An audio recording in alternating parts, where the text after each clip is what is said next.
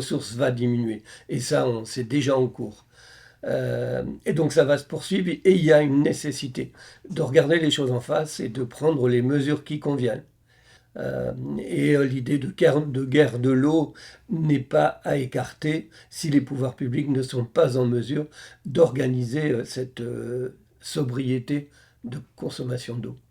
Les gens sont prêts à faire des efforts. Maintenant, si en parallèle, ceux qui sont extrêmement consommateurs d'eau, on ne leur demande pas de faire des efforts à proportion, ce sera inacceptable. Poursuivre la croissance, c'est un non-sens total et un non-sens historique quelque part. On ferme les yeux, on doit continuer. Cette notion de croissance. Si on ne parle pas de croissance, oui, c'est la décroissance. Alors le président va dire, ouais, c'est la politique des Amish. Nous, c'est insupportable d'entendre ça. Pour ceux qui disent, oui, mais avec les nouvelles technologies, avec l'intelligence artificielle, on va y arriver. Ça, c'est fuir devant la réalité. Et on veut le dire, le mot est fort, mais quelque part c'est criminel d'aller dire ça et d'aller faire croire ça aux gens. Comment fait-on en priorisant les utilisations? L'eau potable pour la consommation humaine, elle est essentielle. Il s'agit de travailler sur une utilisation modérée et responsable. Dans son plan eau, le gouvernement ne met pas le monde agricole devant ses responsabilités, ou très insuffisamment. C'est vraiment un plan global de sobriété de consommation d'eau qui est à prendre. Mettre aussi l'agriculture, je le répète, mais c'est abominable comment l'eau est impactée par les molécules de pesticides, par les métabolites de ces molécules. On s'en rend compte maintenant, on n'arrête pas de nous dire, voilà, c'est un réel problème. Attention quand on dit les élus, parce que ce n'est pas tous les élus, on va dire les élus majoritaires ou nos gouvernants, à l'image de ce plan eau, c'est un manque total de lucidité.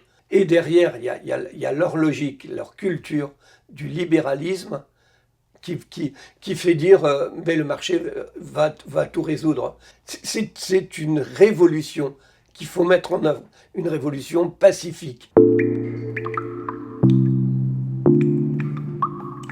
Je ne suis pas quelqu'un de centralisateur, mais par contre, moi je demande à ce qu'il y ait des véritables politiques, orientations politiques nationales qui soient données et déclinées ensuite sur les territoires.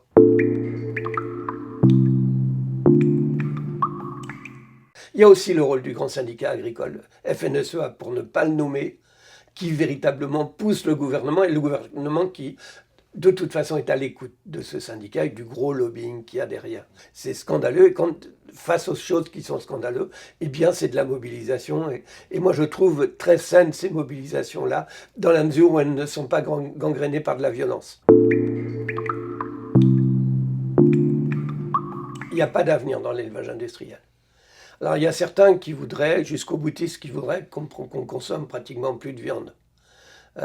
C'est nier le rôle que peut jouer notamment l'élevage extensif au niveau de la nature.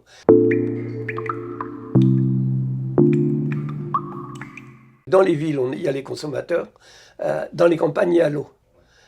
Comment faire en sorte que tout cela fonctionne bien si on considère encore l'eau comme un bien public? Alors si on demandait aux villes, qui ont quand même plus d'argent que les communes, d'aller aider à mettre en place l'agriculture biologique sur les territoires, ce serait autant de gagner, et pour la quantité et pour la qualité de l'eau. Ça fait partie de mes coups de gueule, très souvent au Sénat. Tellement il y a une disproportion de moyens entre l'agriculture conventionnelle et l'agriculture biologique. Mais l'ensemble des externalités négatives de l'agriculture conventionnelle, c'est la qualité de l'eau, la qualité du sol, la qualité de l'air, les pollinisateurs, la santé humaine. Tout ça, c'est des coûts pour la société qui ne sont pas du tout pris en compte. Et l'agriculture biologique est une agriculture d'avenir, évidemment. L'INRAE, c'est un institut qui n'est pas spécialement révolutionnaire. Ils viennent de sortir les conclusions d'une étude qui démontre qu'à l'horizon 2050, on peut travailler uniquement en agriculture bio. Le poids des lobbies est scandaleux, alors que les choses sont tellement évidentes aujourd'hui et que les solutions, il y a des solutions. Derrière, il faut une volonté politique extrêmement forte. Pour mener des politiques, il faut qu'il y ait contrôle. Contrôle, ce sont les services d'État, des services publics de contrôle, qui se sont délités au moment où on en aurait besoin, mais plus que jamais. On va manquer d'eau, on doit prendre des mesures. Par rapport à des restrictions, on va dire, qui seraient des restrictions de loisirs ou de confort. La piscine fait partie de nos nécessités, de notre culture, et l'apprentissage de la natation et tout ça doit se faire, à mon avis, dans des piscines publiques, donc non aux piscines privées, faire en sorte d'inciter à pratiquer les stations de lavage qui maintenant, pour beaucoup, réutilisent l'eau, retraitent et réutilisent l'eau. Ce sont de petits exemples, mais des exemples qui en plus démontrent qu'un effort collectif est en cours. Et s'il n'y a pas des contre-réponses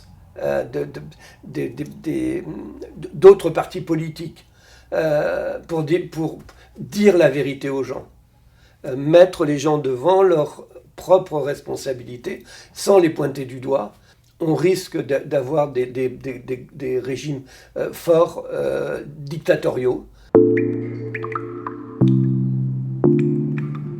de véritables états généraux où on associe tout le monde. Et on n'a pas au départ d'idées préconçues, aidées et éclairées par les scientifiques. Parce qu'on se rend compte que les citoyens, si on leur donne les clés pour la réflexion, comme ils ne sont pas formatés, avec derrière quelque chose qui est extraordinaire, c'est le bon sens.